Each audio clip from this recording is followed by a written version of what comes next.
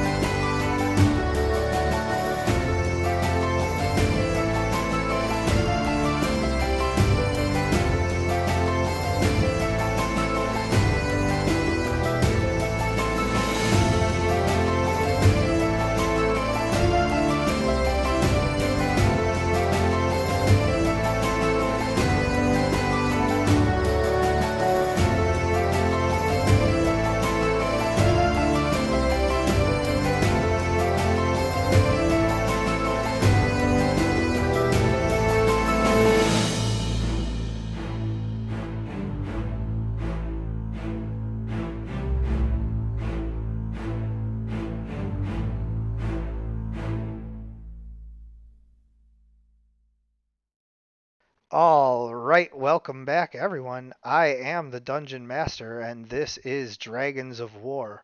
Today we are joining a partial party for a little side quest, is what I guess I'll call it, but it's really just more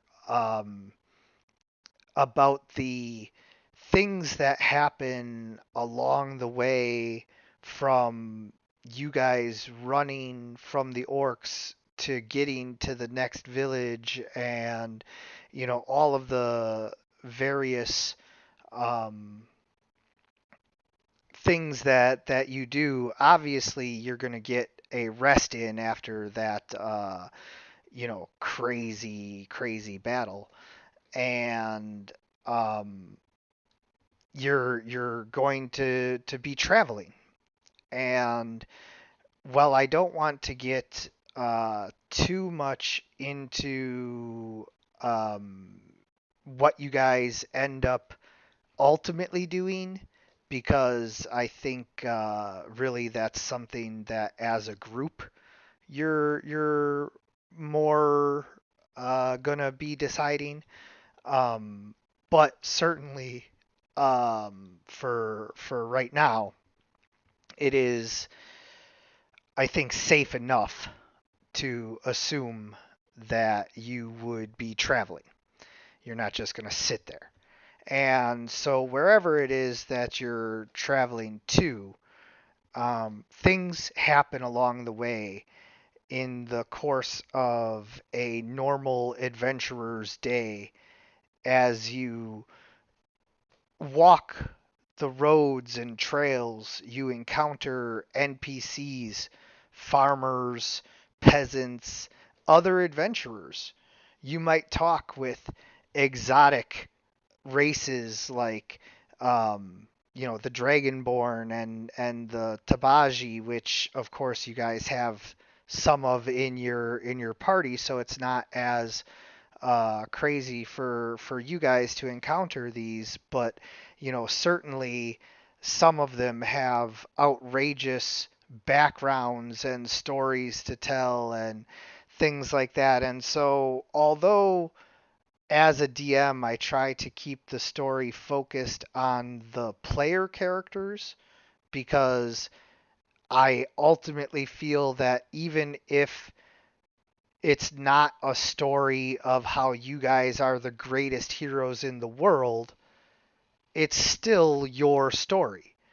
So to put it into a analogy, you know, not every superhero is Superman.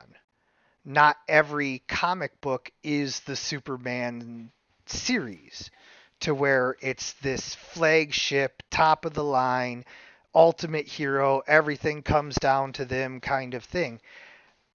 DC and other, producers have all kinds of characters that are much lesser to the world, but their comic book still tells their story.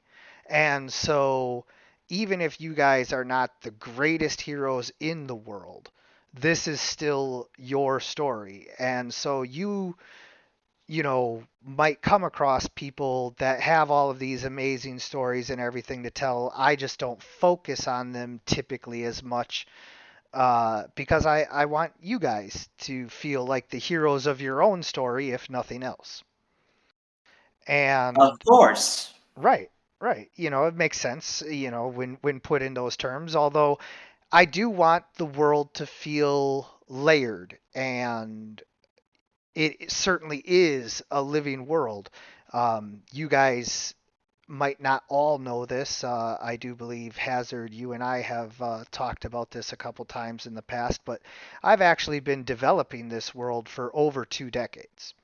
And so, there's a lot of things to explore and discover and lore to be had. And so that's kind of what we're going to do today, if I may take you guys, on this little side journey, quote unquote. You're Of still course. you're still very much advancing towards your overall goals, but we're just gonna, step away from the pursuit of the major overarching plot, and just kind of focus on like what happens in like one standard day of travel for you guys. So, it's been, you know, an indeterminate amount of time since you ran from the orc encampment. You're definitely on your way to somewhere, though where that is has been lost in the conversation of the day and the bright sun shining down through the canopy, the light canopy, not some thick canopy. You're not in the deep forest, but the light canopy of trees.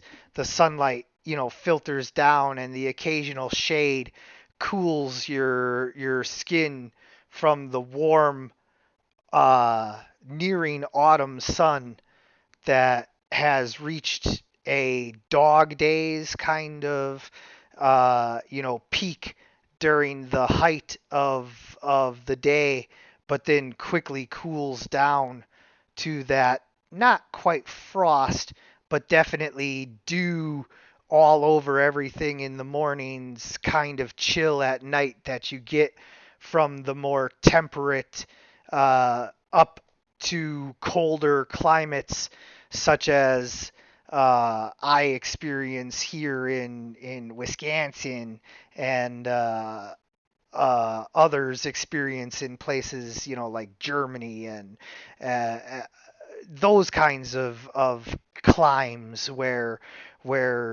it's very, very warm almost uncomfortably warm as you walk with your packs full of gear and the sun beating down on you. But then at night it chills quite rapidly, so you find yourselves having to, carry all of your cold weather gear and all of that, even though it's uncomfortably warm now during the day. As the mosquitoes begin to bother those of you without scales, uh, Gorakul, you're fortunately basically mosquito proof, you know. Um, Yeah. but the rest of you not so much, and the mosquitoes begin to buzz around you in the trees as you pass by little uh, rivulets of water, and little standing ponds here and there. Nothing, too gross or anything. If you guys wanted, you could even like stop and bathe or, you know, do whatever. But just they're not like flowing rivers either. So if you don't feel comfortable getting in the water, like I'm not making you. So I'm gonna stop talking for a moment now and let you guys kind of tell me, what it is that your characters would be doing, saying, looking for, any of the things in a typical day. This is not the, oh my god, combat's around the corner kind of, stuff. This is just, what do your characters talk about for fun? What do they do when they're traveling? Like, is there specific tasks that you'd be doing, specific, things like that? So, as promised, I'm done. You guys begin. Quick question. How did I rejoin the group? Ah, that's a very, very good question. I had not quite gotten to that. We had left everything kind of nebulous, and um, due to the fact that you know this is the side quest and everything, I want to get you involved right away. Otherwise, I would wait for the group and kind of try to work something out. But since that is not how this is going to work, let me get the old brainulator cranked up here, and let's. Can we just say that I'm not there yet, and that way I mean, Ryan and Gabriel can spend some time. let's Uh, just. if that's what you as a player truly want, I'm okay with that. Otherwise, I do have like something that can work. So it's completely up to you, sir. I mean, we could also just say like we will figure out how you returned at a. We'll tell that story later. This will just be after you returned, because I'm guessing that part of the total group session is kind of what you had in mind, DM, is Uh, wanted to tell that part of the story. well, I mean, there's a bit of that, but I also understand where he's coming from in that how he returns might affect how he role plays all of this. So I definitely don't want to leave him in the dark. Fair. But all good suggestions and all of that, and I'm willing to do whatever you guys want. I want to be clear about that. But it's also not a problem for me to have something here for you. So whatever you want, you just let me know. I mean, it's Sam's Um, character. I mean, I'm okay with having the decision come down later. I mean, Pesci can roll with the punches pretty easily. Okay. That is the sort of character he is. So if there is like a hint that I can use to like roleplay off of, but isn't really too detailed, but just kind of gives me like a feeling of how it will end up going, that would be helpful. Otherwise, You don't worry spent about it. you spent several days in the woods trying to relocate the party before finally relocating them. The amount of harrowing that it was will be left to you to decide as a player, because obviously you survived whatever it was. So it's almost a fun exercise to where whatever stories Pesci tells may or may not be any level of embellished or true at all to begin with, based off of how you want to play it. And as a DM, I will just simply confirm, that something is true if you want it to be true, or if it's just simply not possible for it to be true, I'll be like, well, he was probably embellishing about that. But either way, it'll be a fun little thing where whatever stories you tell, like, nobody will know for sure if they're actually true or not. Um, cool. And you did say we get a full rest, right? Yeah, everybody's been fully rested for, at least a day, two, however long it's been that you guys have been triveling along, trudging. Um, so as you trudge forth, uh, eventually, um, Pesci spots the party and is able to rejoin them. And then, of course, as I said, you were alone in the woods for however long. uh, as a player, you decide just how harrowing that time was. But then, of course, like I just said, whatever stories you tell, we'll decide if they're true Okay. as we go along. But so you just let me know, like maybe in DMs or whatever on Discord, like, okay, this is for sure a lie, or I would like this to be true. Okay. Well, obviously, Pesci joined when he stumbles upon the party. He looks like he's just been through the ringer, regardless of whether or not he's actually been through the ringer. Extremely dirty. There's like blood streaks all over the place. He looks like he literally crawled out of the mouths of hell when he returns to the party. My word, what in the heavens happened to you? That was harrowing as he just collapses.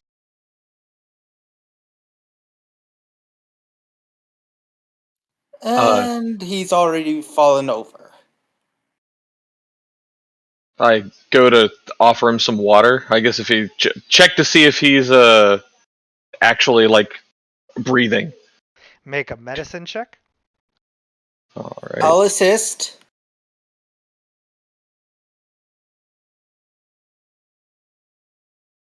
So go ahead and roll your assist.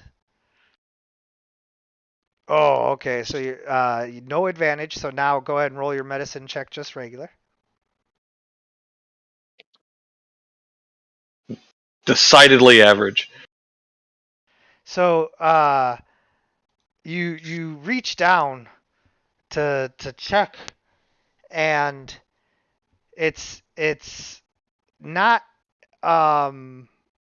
obvious whether he's okay, quote unquote. He may have passed out, he may have fainted, he may be faking it. But either way, he's definitely alive. You can tell that he's alive. Well, that's good. I try to elevate his head, maybe get him to drink some water. Pesci definitely is responding to this. He is not what's the best way to describe it? He is accepting of the water and being responsive, but he is definitely exhibiting signs of just exhaustion, of extreme exhaustion,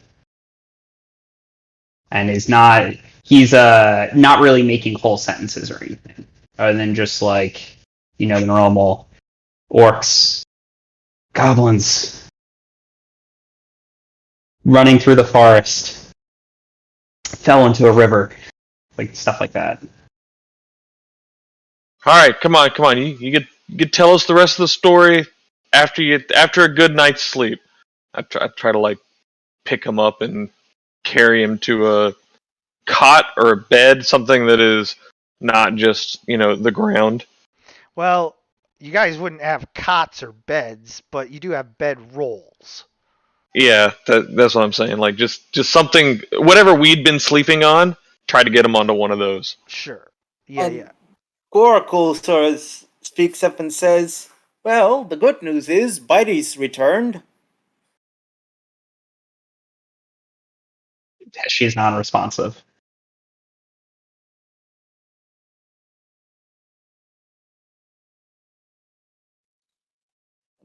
And he sort of sighs and says, "Let's just make sure he's comfortable." Yes, pecan. Pesci is definitely exhibiting signs of just extreme exhaustion. I'm assuming it's been multiple days. Yes. Okay.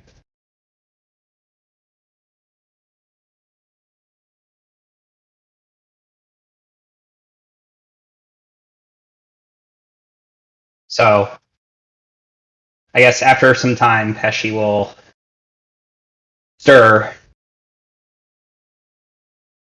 and inquire what happened to this side of the party. How did they escape? And I guess this is the first time he met your Perzor. So he's And the lizard folk, although of course the player isn't here, there's a large lizard folk with the party now, and a halfling who is carrying an orcish shield and wielding an orcish longsword. So he turns to Garkul and asks, seems like you've been through a lot as well. Indeed, we have. Also, I don't know if you heard me, but Bitey is back. Ivy. I didn't realize that he was gone in the first place. Too much. Actually, Bitey is a girl. Oh, forgive me. I did not realize Bitey was gone in the first place.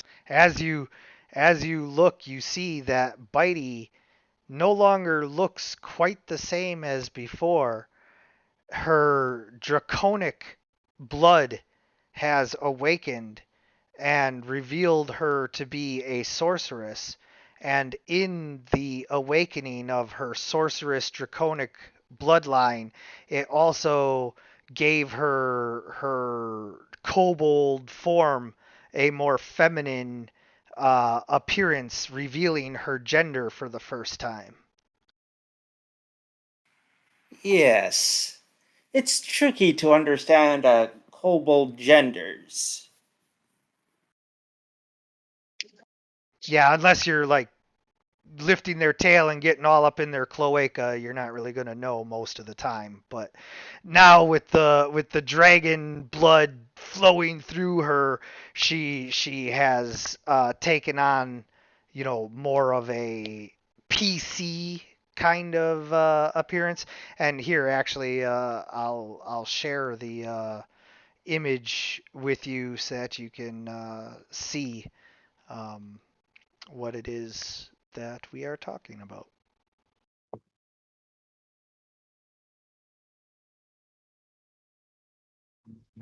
The rest of the party got a good look at her last time, but you were not with us. All right. So, boom. Oh, wrong one. My bad. It's a very nice looking stone bridge. Thank you. I like the water effect. But if you zoom in, you Oh can wow, yeah. you can see Bitey has now, taken on a much more gendered appearance and is a fire sorceress.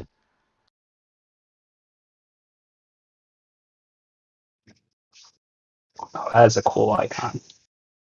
Yep, and that's your guys' reward, quote unquote, for keeping Bitey alive is they have now become more of a actual character for you guys to interact with, etc.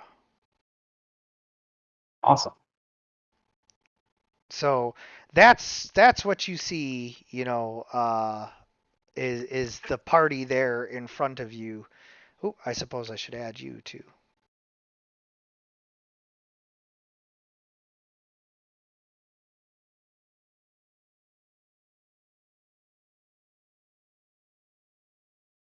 So Pesci again inquires to Garpool.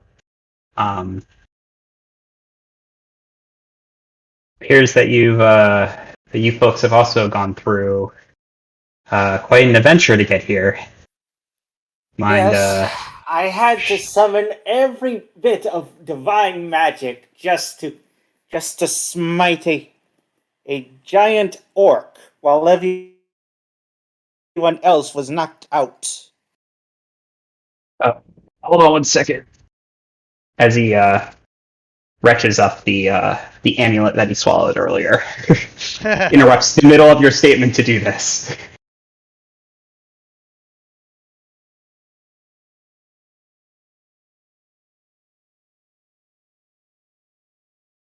And then he cleans it really quick with prestidigitation, puts it on, and says, "Please continue." Anyways, we have a situation. If you haven't noticed, the missing piece of the star is in the orcish camp, and with it are our weapons and the black pudding in my jar. Black pudding? We looking for lunch? No. The mention of They're black just- pudding, Pesci shudders and says, "Can't we just let them have that? Do we really need to go back for that?" No! Gorakul just sort of looks at you offended and says, "Of course not. It's a vital specimen, and what's more is that it's very dangerous and could cause much havoc if not contained well." Hmm. Interesting. Turns to Perzor and says, "Sorry, who are you again? I don't recognize you." I was, well, I guess rescued by, well, Lucy, Elodie, and Gorakul. D'Angelo, well, he did a pretty good job of taking it to the face. But I was captured by those same orcs that you guys were. Wasn't really a fair fight. They're much larger than I am. Captured. Ugh.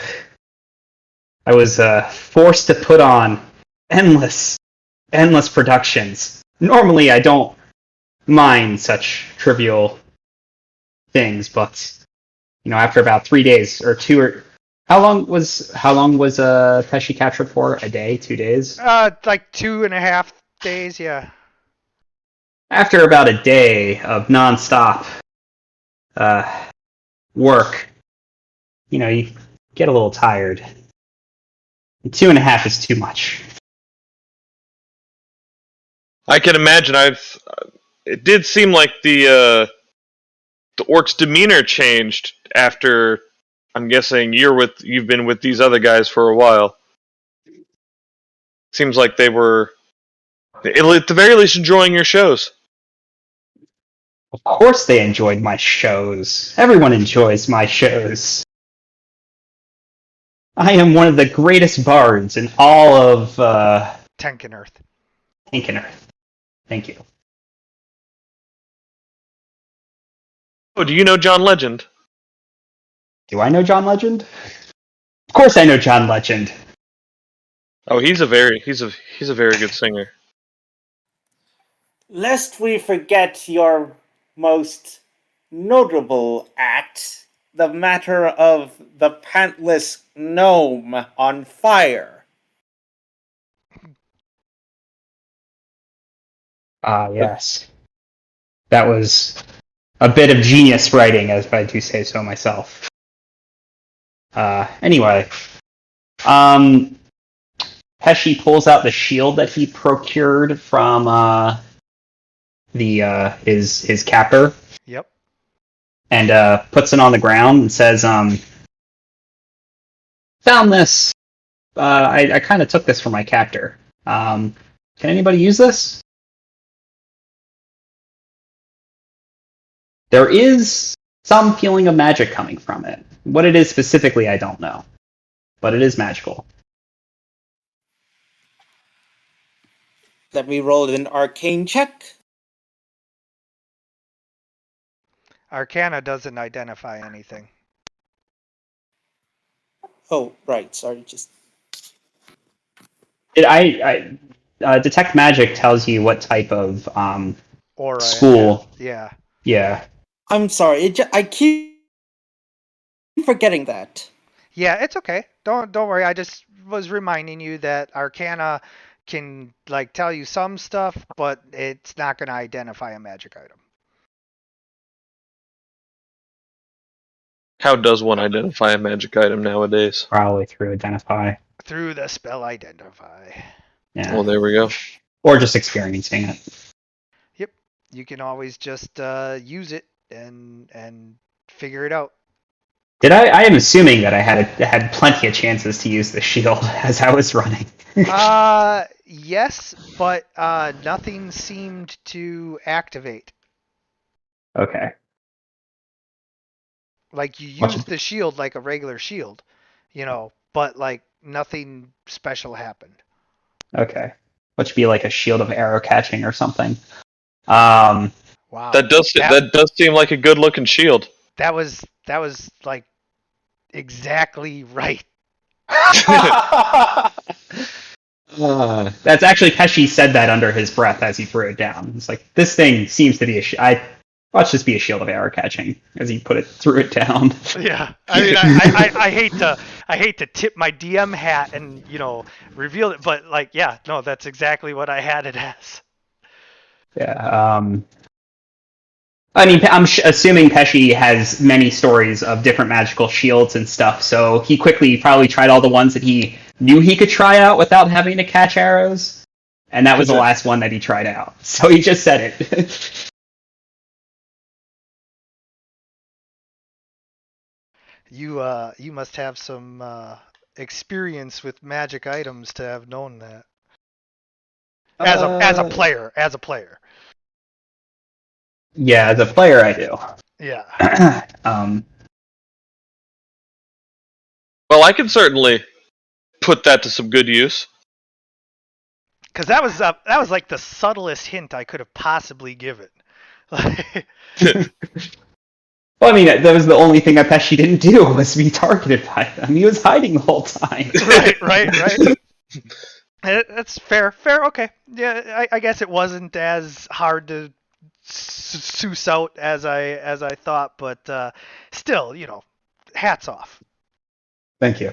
Yeah, so he offers a shield to whoever, because Pesci's a bard, and bards, unless they take one of the other paths, don't have proficiency in shields. So it's useless to them.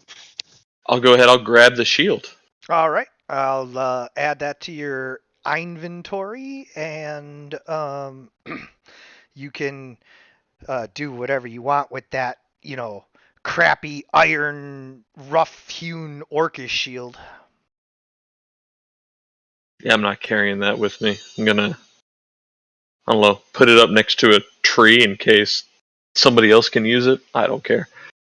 Does anyone have a short bow at all? I only have this dagger, which is of questionable quality. It's orcish. As he shows off the dagger.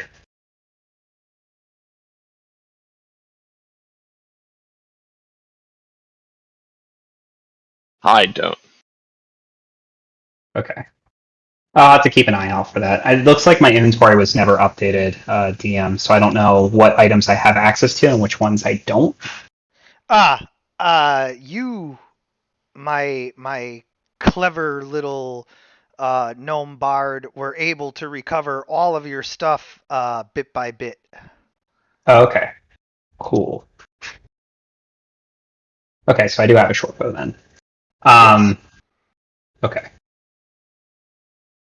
So One small gnome with illusion powers and everything is going to be far more capable of like getting in and sneaking around and doing stuff than the whole party. I just want to be clear why Pesci has his stuff and you guys don't. yeah. Is there any additional Sure. information that Pesci might have gathered while he was hiding and moving and running? Mainly that these guys all work for some shadow figure big boss man that has been organizing all of the orc horde into one massive fist meant to smash Frageshelmir once and for all. Okay. So Pesci relays says I'm assuming he's eating at this point. Since he's been acting like he hasn't been eating for days.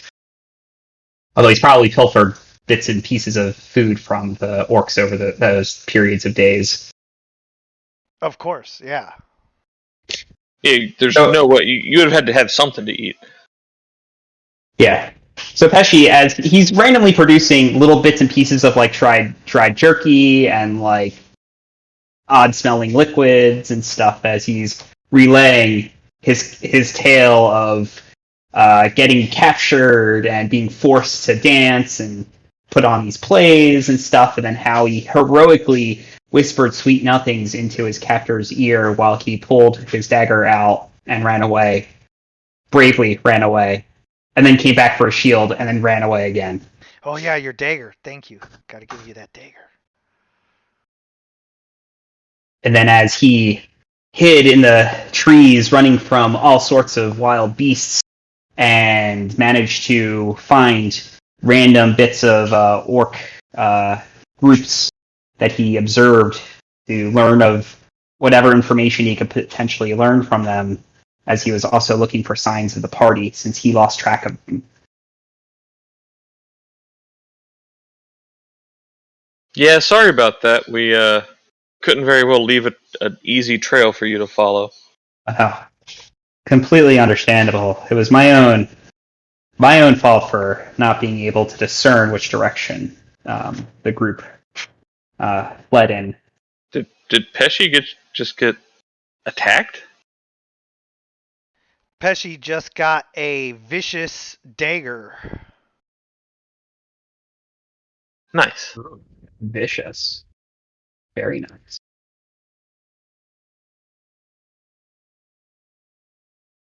You would have had time to, use it and figure it out. So Yeah. Cool. Oh, critical hit steal extra damage. Oh, that's really cool. So yeah, Pesci over embellishes the story, and also, of course, adds in his heroic tales of running away. yes, but I imagine you tell it more like how you, outsmarted all of these orcs with your superior intellect and your illusionary mastery of all of this, and it's not so much that you ran away as that you like played these orcs for fools as you slipped past them at every turn. Um, Unless Bits you're of being that, not unless you're being self deprecating, for your own purposes, which I'm fine. he's mostly being self-deprecating, but like weaving in little bits and pieces of him also being extremely clever. Like he explains, he once got set upon by an orc who was separated from his pack as he was hunting, and Pesci, asked him a very clever question that got him thinking. And in the meantime, Pesci, knocked him out with the clever use of a club that he found, like a wood club that he found, and rummaged through his things and ran away. Yeah, absolutely. Everything always ended in him running away, by the way. Yeah, absolutely. That makes perfect sense. Yeah, I like that a lot. So, you're not being too aggrandizing, with yourself. You're definitely being self-deprecating to an extent, but you weave in enough because you have a little bit of an ego as the great bard that you are, and so you can't look all bad, but as Pesci fills your ears with the sweet honey of his words and your minds with the thoughts of his harrowing adventures, you guys come across a stone bridge. You don't realize how dark it had gotten, but the sun begins to set behind the hills of Greenyord, where now all of a sudden it's kind of like that thing where if you're in a mountainous state where the sun goes down sooner because there's like stuff on the horizon blocking it, and so it's like that to where you guys didn't realize just how late it was getting and how quickly the sun would go from being late afternoon to almost completely dark.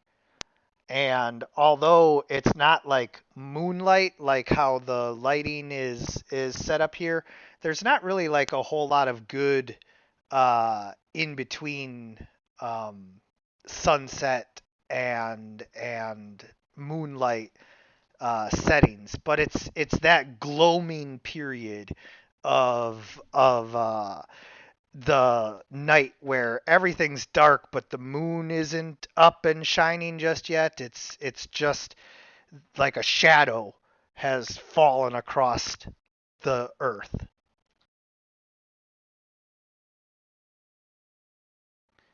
And so as you guys come to the bridge, roll for perception.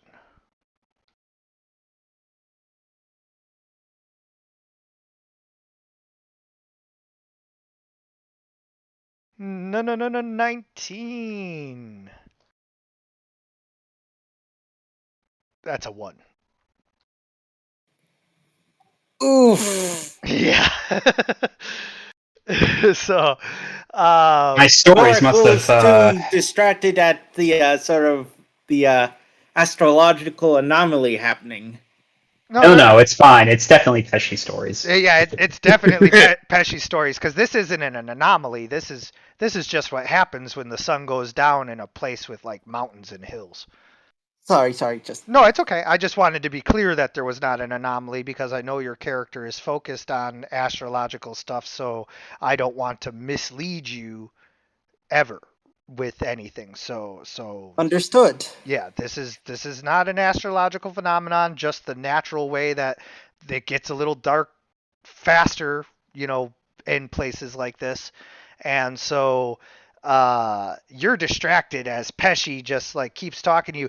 You're trying to do like your calculations and everything, as you walk, you're always working, and Pesci just keeps talking, and it's, kind of getting to the point where you're so distracted that you can't see anything. But Perzor, you have known that with you guys not having your full array of armor and weaponry, not being armed and armored the way that you're used to, it is even more important to be alert and ready for anything that could happen.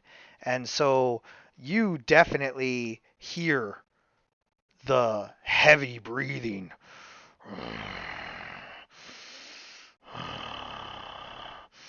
and the uh, clomping of feet as a figure emerges from the cave to the side. You see a hill to your right, and you guys can't really see it as characters from your position, but as players, you can see there's like a cave opening over there as well. Um, so from that cave opening, suddenly a monstrous form, huge and rippling, with muscles covered in calloused, rocky like knots, comes running out and in broken common says, "Pay troll toll!" Gorakul sort of hears this sort of broken common and snaps out of his constriction to look at the troll, and he looks very shocked. And I'm gonna roll a history check to see if I know anything about trolls. That would actually be either nature or possibly Arcana if you want to know, like, more of the arcane side of trolls, but like bear in mind they are technically quote unquote a natural creature. No, no, no, no, 19. Yeah, so nature is my goal here. Yeah. So you know that trolls are naturally occurring giants that have regenerative properties. They are slow-witted compared to many giants, though smarter than your average hill giant typically. But the rest of the giant kind would dwarf them intellectually. They are not very bright, though they can be reasoned with, much like hill giants. They are not as big as many of their giant kin cousins, only being large, of roughly 12 to 15 feet tall on average. But what they lack in size, they make up for with aggression and sheer savagery in combat most of the time. That combined with their regenerative properties makes them extremely dangerous to run into and confront, and most people tend to treat them like cave bears and owl bears and anything else that is, just simply not worth the effort to try and combat or deal with most of the time. However, it is a widely known fact that trolls are intelligent enough to know this, and they will take advantage of choke points such as this bridge. And now your choices become give it treasure or fight it in this enclosed, choke point. And so that is where the cleverness of trolls comes in, to be able to use the fact that everybody knows that you shouldn't go around messing with trolls to kind of bully everybody into giving them their lunch money. Angorakul can't help but mutter to himself, "Great. Now all we need are 3 different sized goats." That's my favorite book. Well, one of my favorite books from when I was a kid. Pesci turns to the troll and asks, "Excuse me, sir. Do you mind telling me a little bit more about what this toll is for?" Toll for troll! Yes, I understand that. But is it for, what, passing by here? What if we were to turn back and go the other way? Pay troll gold! Pesci, he pats pockets and pulls out a little bit of rope and says, "I'm sorry, I appear to be out of gold. Do you take assorted lengths of string by any chance?" No gold? Troll smash! And he takes a giant tree branch, calling it a branch is doing it a disservice. He takes basically a small tree trunk and smashes it on the ground, and the whole place just shakes just a little bit. I don't want to make it seem like this troll has earthquake powers or anything, but you can tell that this troll has some power. Angorakul sort of is going to sort of panics as he sees this and says, Why did we have to be captured by orcs and have our gold taken like that?" Well, I want to be clear here. Pesci, you absolutely can have some money on you from. Oh, he has money on him, probably. Yeah. Oh, okay. Yeah, I just wanted to be clear. Yeah. No, he's Pesci doesn't have. I'm assuming he doesn't have much, and No. he's kind of hesitant to. Well, in general, hesitant to give things away. Oh, absolutely. Yeah. I'm sorry. I'm not trying to make you give your gold away. I just wanted to be clear that you had some. Okay, cool. Does Pesci know of any stories of heroes tricking trolls or anything that he could draw upon as inspiration to trick this troll?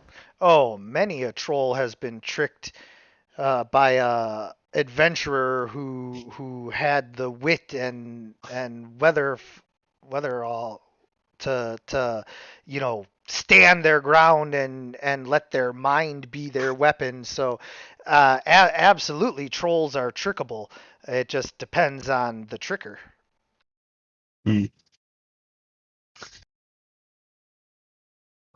Well, he says, "Hold on," and he uses prestidigitation to create a small trinket in his hand, and says,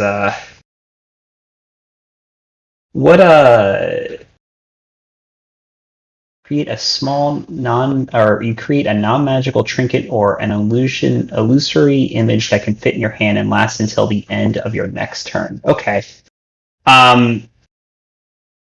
So he creates this small object and says, "Now, it doesn't necessarily mean we may have something else that you could be interested in." And then he gauges the troll's reaction to this.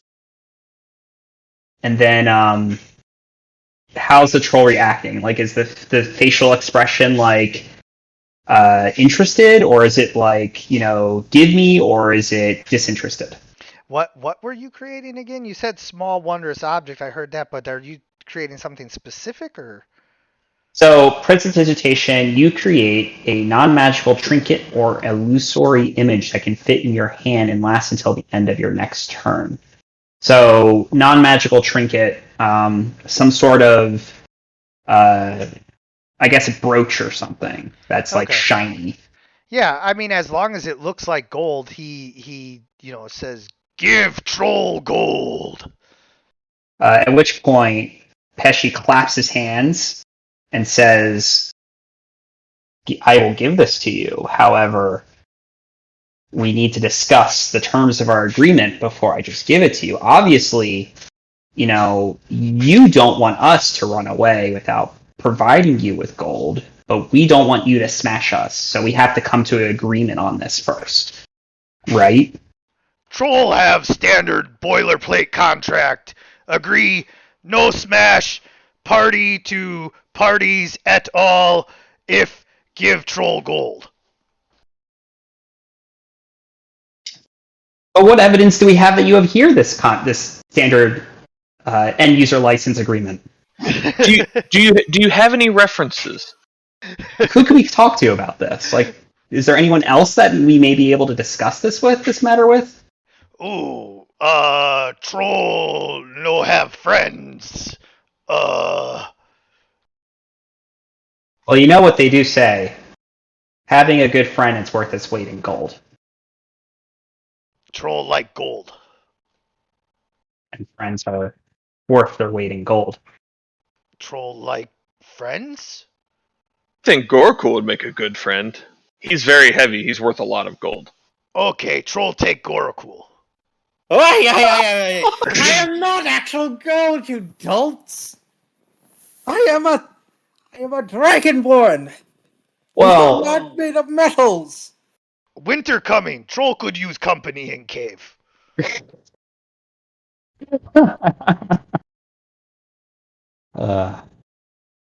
well,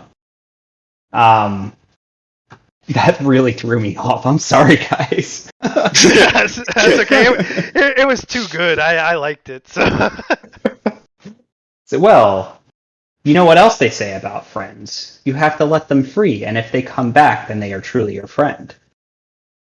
And a true friend is worth twice their weight in gold. Are we your true friend? How could he possibly know? We haven't left yet. That's a conundrum. Troll confused. So at this point, you guys can go ahead and try and roll your skills. I'm assuming deception is what you're going with here, trying to trick him. So if you're aiding another or whatever, make sure that you roll your aid another roll first. But be aware that because Pesci is, trying to trick him and everything here, if you go to aid another and your roll is bad enough, it is possible that not only would he not get advantage, but he would get disadvantage on it because you would like kind of step on his lines as he's trying to, trick the troll and create a situation where he's unable to, be as charismatic and convincing as he normally would be. So does anyone wish to aid Pesci? Yeah, how do I roll an aid? So you roll your deception skill, and if you roll above a 10, then he gets advantage. Yeah, let's do it. Yeah. Above a 10. Let's go. Perfect. So now, Pesci, you have advantage as you roll your deception in order to try and trick the troll.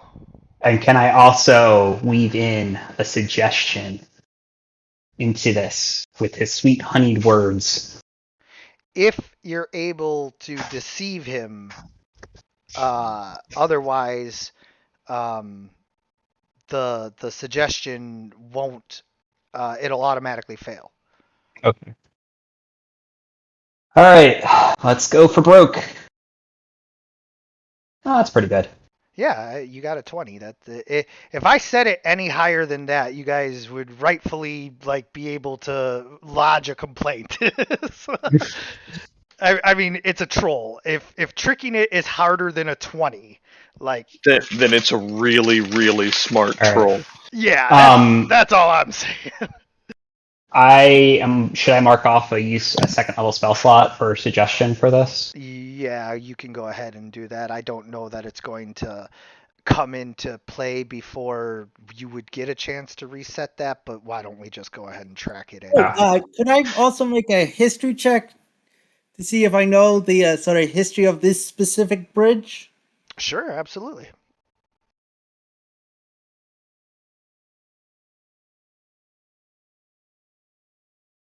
And then Pesci, tell us about the suggestion, and I'll. Oh yeah, you can't remember anything. Like you just know that this river runs through the, lands by the Horde and Greenyord here, and this Yeah. is a He bridge. can't really remember any Yeah, specific bridge like this. yeah, this is a bridge. So, Pesci, what does your suggestion suggest? Hmm. Your suggestive suggestion suggest? Suggestive suggestion suggests to the troll that is suggestible. It's a suggestible troll now. Yes. Pesci suggests that the thing that he suggests is having friends that could be serving as references would help him gather more gold from future passerbys. Well, we tell him we'll send him anyone that we've come across to come to his bridge. Well, suggests that it would be useful. This is not something that we're saying to him. This is something that Pesci Right. is weaving in, implanting in his mind, yeah. incepting. So the inception is, I don't have references. These people seem like they could be good references for my goods and services. Well, the service he provides is not smashing you with a club. Yeah. And we will walk around decidedly unsmashed. Yeah. I'm just saying it's a pretty in-demand service. Yes. But we can say that for definitely that this troll will not smash you if you pay him. Yeah, right. No, and Definitively. you first of all, inspiration for thinking of being able to convince him that he will get more gold by letting you guys, go this time, and using the suggestion and all of that in order to accomplish that. Definitely inspiration worthy. I am going to need you to roll against the troll for the suggestion save. Okay. So the troll is targeted. I am rolling. So first, we didn't get a level up at all, right? Because I believe the next level my DC increases. So I want to double check and make sure that. Are you still not leveled beyond what you should be here? Let me. I'm currently level 4. Oh no, you're good. Everybody's good. Yep. Okay. So Yep. troll He fails. fails. Yep. All good. Awesome. So he mulls it over, and he's sitting there thinking, and he's doing that thing from Night at the Museum 2 or 3, I forget which one, the Battle of the Smithsonian, where the thinker is thinking, and the troll's just sitting there like doing this deep philosophical, like, logic chart where he's like, breaking down everything and like going over it, and you can see him like, doing that thing where you like take the one hand and you're like, oh well, on the one hand, and then the other, and you can see him just doing this whole pantomime of like acting like he's deep in thought. But if you could cartoonishly zoom in and see his brain, you'd see like the one dead hamster skeleton on the wheel, nothing's moving. So he takes quite some time. And finally, after everything, he stands up and he says, Troll decide. Troll think you guys can make him more money. But one of you must clean Troll Cave. Or all of you. Troll no care. Either way, Troll Cave stink. You clean. Hmm. Oh, That seems reasonable. How bad could it be, guys? never Yeah. say that. That is a thing you should I mean, never say. it's no black pudding. So Might basically, as well. to give you guys a little, like what's going on here. It's not that you failed in any way, shape, or form. You succeeded, but in order to prove that you're his friends and are going to do this, he wants you to, come Clean through his this. cave. We Yeah. got hooked into cleaning the troll cave. We got hooked, guys. We got magic for that, right? Some, yeah. Depends on how big the pile of troll weavings It are can't left be that big. behind. I mean, does a troll shit in the cave? Troll eat a lot of fiber when protein not available. Yes. Suggestion for something else you could consider. What if you also got you don't have to decide right now, just something to think about over time. There's a lot of people that come back and forth here. They need supplies. Think about what you could do with that. From people who don't leave you gold. They could leave you gold in other ways as well, and buy potentially supplies and things. But that's a thought for another day. Troll not ready for economics 101. I imagine you're not ready for a lot of things. How about a party? This seems like a good place to rest, and then how about tomorrow morning we clean the cave? Does that sound reasonable? I'm sorry, Troll, I have not caught your name. You have not introduced yourself to us. Crap. 1 second. Did you say your name is Crag? No, 1 second. It is Zukundi. Undi. So how about we set up camp here, have a nice long rest, because I'm still tired from my harrowing experience fleeing from orcs. And then we take care of the Troll's Cave in the morning. What, you see in dark? Like Troll?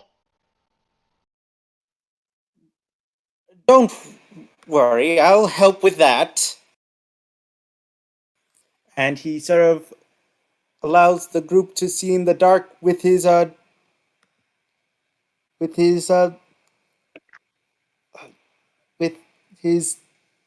his channeled divinity, like the blessing stuff. Yep. I know what you're talking about. So, as Gorakul uses his divine power, little stars form in your pupils, allowing everyone who can't see in the dark to now see in the dark. And so you guys could clean the cave tonight, which is what Troll is saying. Troll no want to wait for morning. Troll nocturnal. Okay.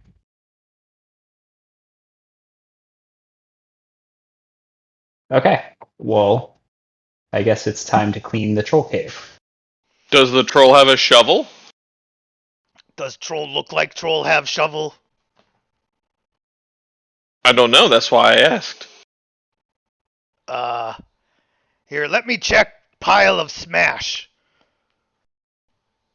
So, the troll isn't going to be able to like find it, but you guys can roll investigation as you look at what he calls the pile of smash, a loose collection of items left behind by people you would rather not think about the fates of. Okay. Pesci will also use Detect Magic as he is looking through the pile of smash.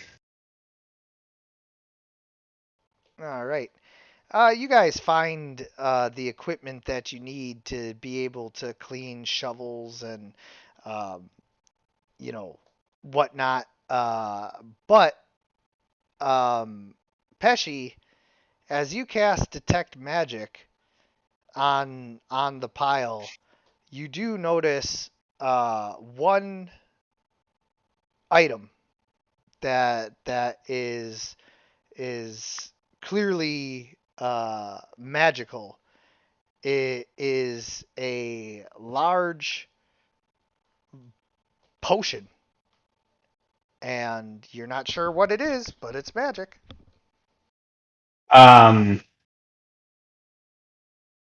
What's the like? Is the potion thing where I can pop it open and just like take a quick little taste and see what the effect is? Yes, but then you will suffer the effect.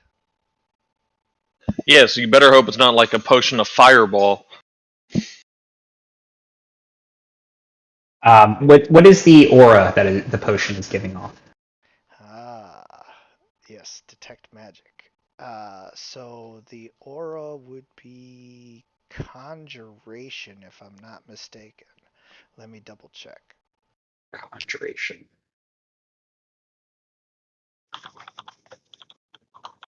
I'm just double checking, so let me make sure. Evocation. Evocation.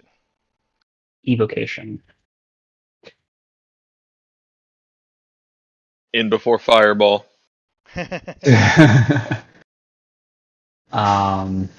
How powerful of a?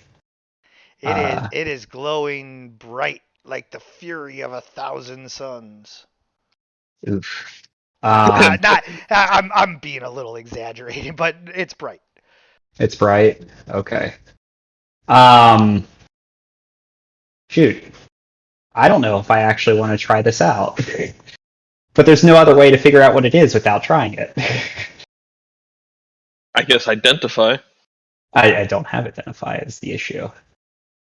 Identify is also an expensive spell. Yeah, you know what? Garakul is right there. He's a helper. Pesci holds the potion up to Garakul and kind of swirls it around a little bit. Could we potentially use Arcana to identify the type of potion it is based off of like the color and consistency and the properties? Yes. Here's where Pesci Arcana is- can help with that, yes. Pesci is holding this massive potion up to you. Gorakul thinks that it might be explosive, and you swirling it around sends him into a panic. Okay. Gorakul just doesn't trust the bright colors. Pesci is massively distracted by Garakul and doesn't know what to make of it.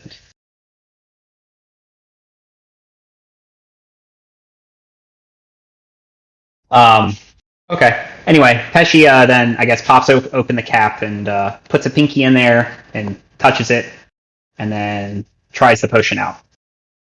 It is a potion of superior healing. Oh, cool. Pops the cork back on and says, "Oh no, it's okay. It's a healing potion." Oh, thank goodness. As right before when he put his finger in, he winces, and then he goes to like lick it like the most like what's the Salt Bay-ish way? He Salt Bays like the little bit of potion bit on his tongue, and then just reacts in like the dying. No, I'm actually okay. It's fine. Pops the cork back on and puts it away. Oracle just sort of looks at you dumbfoundedly and says, "Do you have to be that dramatic?" About anything? About everything.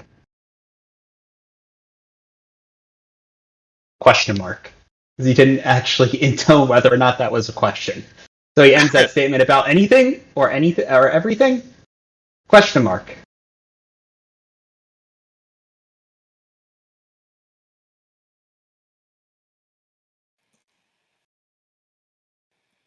Hello?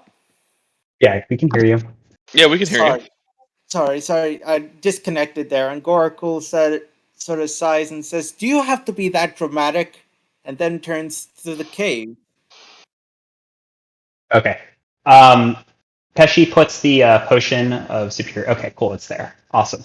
When Brian gets back with his character, he'll probably hand off the potion to D'Angelo. Yeah, whatever you want to do. I just wanted to make sure I got it on there since I forgot your dagger last week. Yeah. Cool. Anyway, I guess we're ready to Clean take the care of cave? this. Yeah. Yeah. Clean the caca out of the cave? Let's go. So detect magic also lasts 10 minutes. So I get to sense the presence of magic within 30 feet of me for the next until it runs out. Yeah, this troll actually does have one magical item on. They have a magical ring on. Oh, it's on him. Yep. So, can I Okay. roll nature to help with cleaning the cave? We have to go in the cave first. Yeah, so here, let me go ahead and turn off the token locks that you guys can just move around. But basically, you guys head over to the cave there, and instantly the waves of stench hit you. Like this is not going to be easy. This is like a level 5 hoarder 5 alarm situation here. Like the smell and the piles of just stuff is everywhere, and it is almost enough to make you cry, especially the fumes like wafting up into your nostrils. It's almost too much. Okay.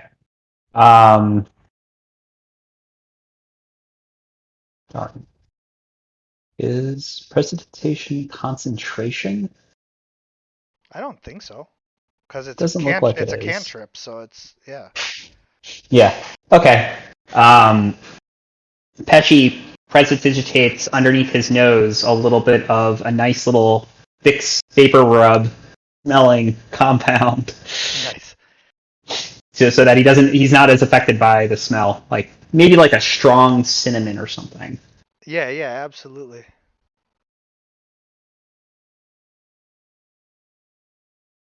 And then takes a look inside to see if he notices anything inside the cave.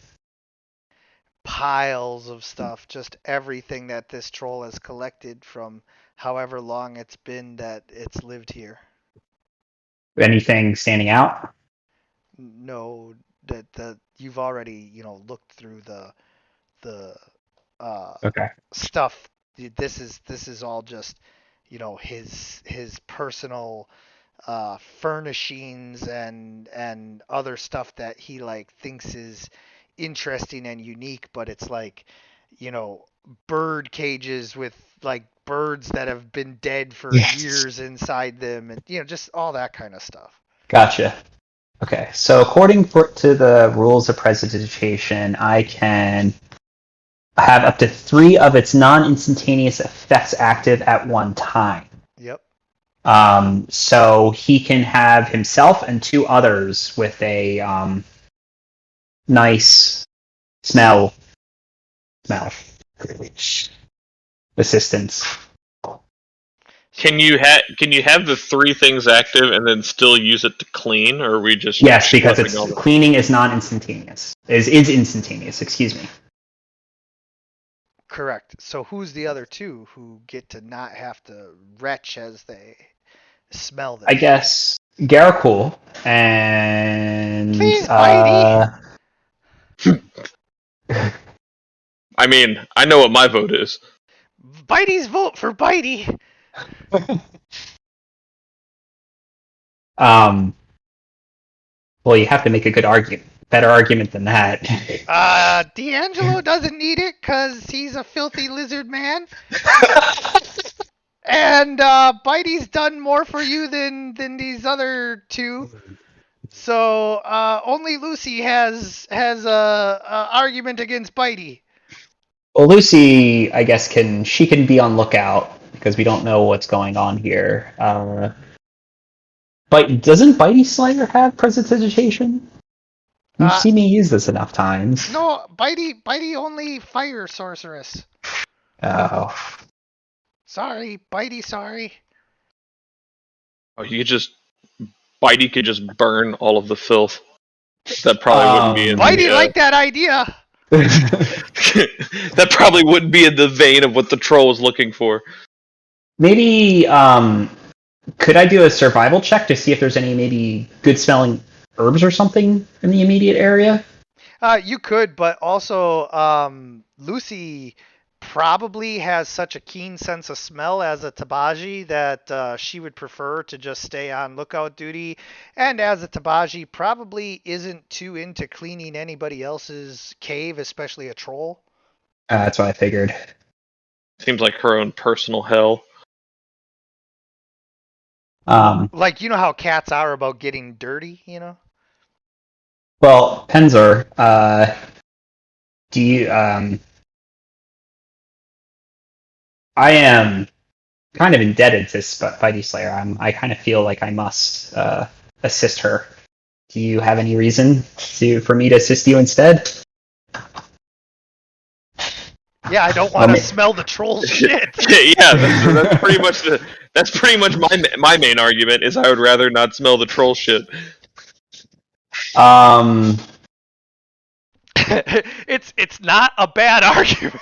That is a very valid argument. Can I see if I can find any good plants in the area that help? I got a nat 20 in that.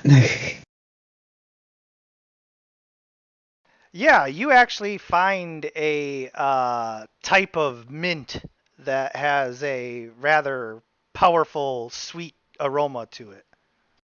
Okay. I pick a bunch of this mint, and I also give it to as many people as I can give this to, and just be like, this could help a little bit. And Gorako's going to roll a nature check to see if he knows anything about like how to better clean this this cave. Yeah, go ahead.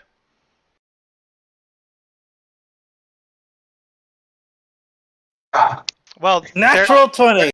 There's a bunch of running fresh water down there, and if you boil the water and use some of the lye and whatnot, you can create like a soapy thing to help clean. And Gorako sort of talks about that and says Cool. it's always useful when I'm trying to clean my materials and stuff. That's a very good point. Pesci also points out this mint plant to the troll and says to the troll, offers some of it to the troll as well to smell and just say, this could help with presenting a different smell in the area in your cave. Troll, sorry. And he just takes it and takes a whole clump of it and just starts chewing it like gum so that his breath smells minty fresh. Oh, that is much better.